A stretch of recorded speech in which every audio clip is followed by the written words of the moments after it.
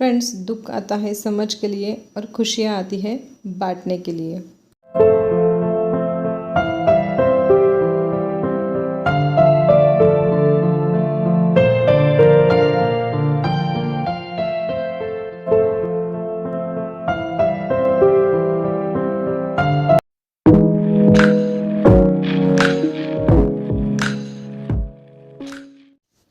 Hello दोस्तों, welcome back to my channel my sweet time.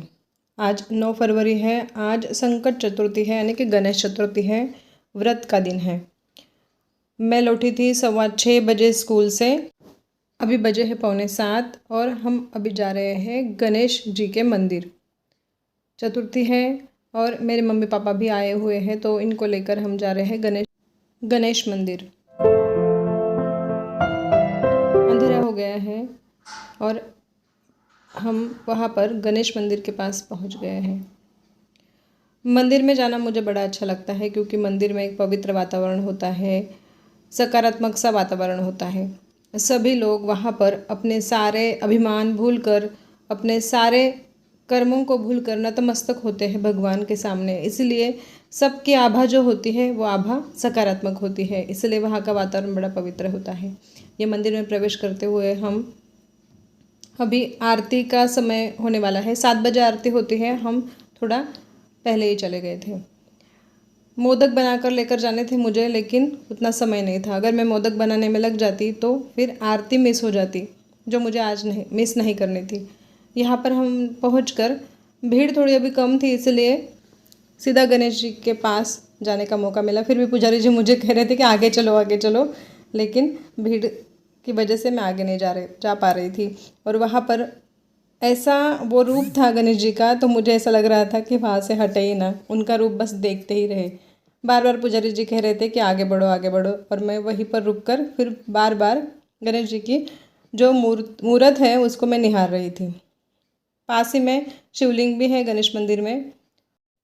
आरती को थोड़ा समय था ना, इसीलिए हम वहाँ पर बाहर थोड़ी देर बैठ गए, ताकि और भक्तों को भी जगह मिले। बहुत सारे लोग वहाँ पर थे, इसलिए सबको वहाँ पर जगह मिलनी चाहिए गणेश जी से मिलने की।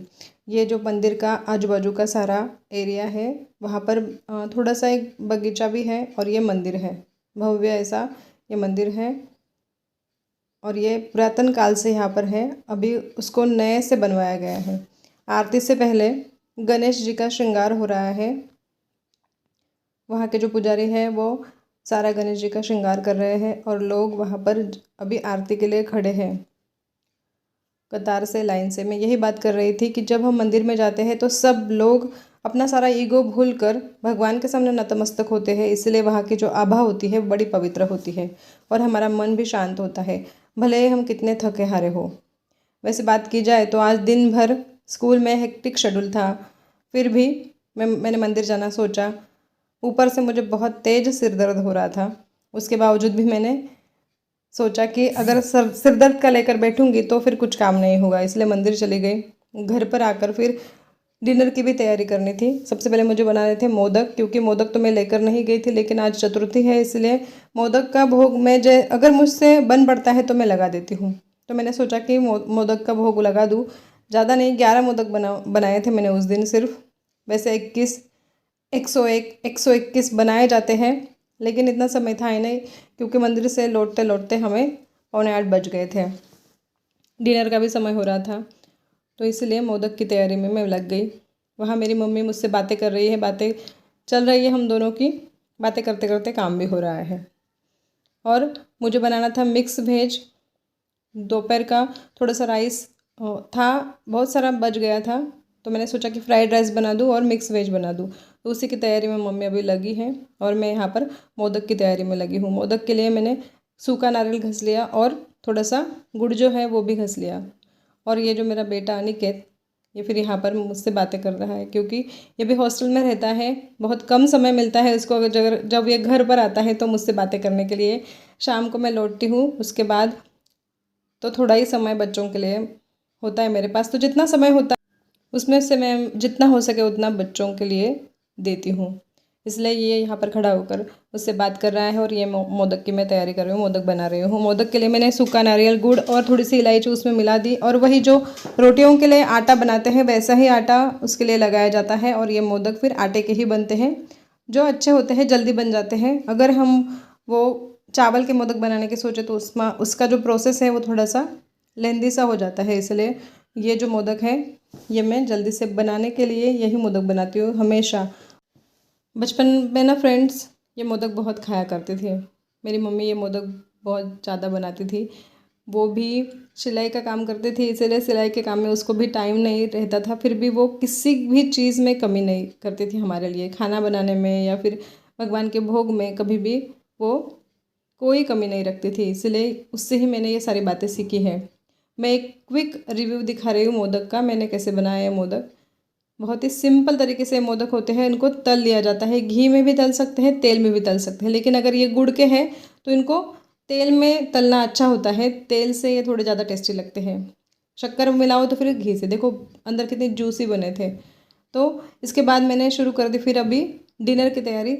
ये मैंने मिक्स वेज डाल दी थी जब मोदक बना रही थी, तभी मैंने मिक्स वेज को छौंक लगा दिया था, वो एक साइड में पक रही है। और यहाँ पर अभी मैं बनाऊँगी फ्राइड राइस।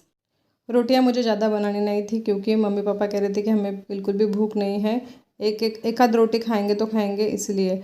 तो ये मैं छौंक लगा रही हूँ अब फ्राइड राइस को। इसके लिए मेरी एक ट्रिक है कि अगर मटर डालने हैं तो मटर तेल में डालने के बाद मैं ढक देती हूँ, ताकि वो उछले ना। उछल कर जब आते हैं, गिरते हैं हमारे ऊपर, तो बहुत ज़ोरों से उसका चटका लगता है, इसलिए मैं ढक देती हूँ ताकि वो अच्छे से फ्राइड हो जाए। उसके बाद में बाकी का जो वेजेस होती है वो काट कर उसमें डालती हूँ। ये जो फ्राइड राइस है बहुत जल्दी बन जाता है, अगर लेफ़्ट ओवर राइस हो तो जल्दी से ये बनकर रेडी हो जाता है। डिनर की एक रेसिपी, आसान रेसिपी, साथ साथ मम्मी से बातें और डिनर का प्रिपरेशन, यानी डिनर भी बना रही हूँ, साथ साथ बातें भी हो रही है। सर दर्द भी बहुत तेज़ होता जा रहा है। मैंने सोचा कि अभी जब खाना खा लूँगी तब मैं सर दर्द की गोली ले लूँगी, क्योंकि दिन भर का मेरा उपवास था। बातें करते करते देखो इतनी खुशी होती है जब हमारे मम्मी पापा आते हैं, और सारी बचपन की जो यादें हैं फिर वो फिर से ताज़ा हो जाती है, बातें होती है, एक एक बात याद आती है, खाने से संबंधित हो, उपवास से संबंधित हो, किसी भी संबंधित हो, तो बात याद आती है, या फिर बहुत हंसी आती है कि बचपन में हम क्या करते थे, कैसे करते थे। और बीच बीच में अनिकेत पूछता जा रहा था, हाँ सच में ऐसा होता था, सच में वैसा होता था। तो ऐसे बातें चलती ही रहती है। ये मैंने अभी बना ली, मुझे 3-4 ही रोटियां बनानी थी। साथ साथ दूसरे गैस पर मेरा फ्राइड राइस जो है वो भी सिक रहा है। उसको मैंने ऐसे ही रख दिया था सिम गैस पर, क्योंकि उसको चलाने का इतना टाइम नहीं था, तो वो धीरे धीरे अपने आप होता जा रहा है। सिर्फ मैंने छोंक लगाया था। साथ ही मैंने हाथ के हाथ एक किचन साफ़ कर लिया। साथ साथ मम्मी से बातें हो रही है। अब मैं सबके लिए खाना परोसूँगी। उससे पहले मैं लगाऊंगी भोग गणेश जी को मोदकों का। जो मोदक मैंने बनाए, 11 मोदक बनाए थे, वही से मैं मंदिर से ही ये फूल लेकर आई थी, और ये मैंने भोग लगा दिया। और थोड़ी देर 5 मिनट की ये पूजा मेरी, लेकिन मेरी सारी दिन भर की थकान वहाँ पर उतर गई।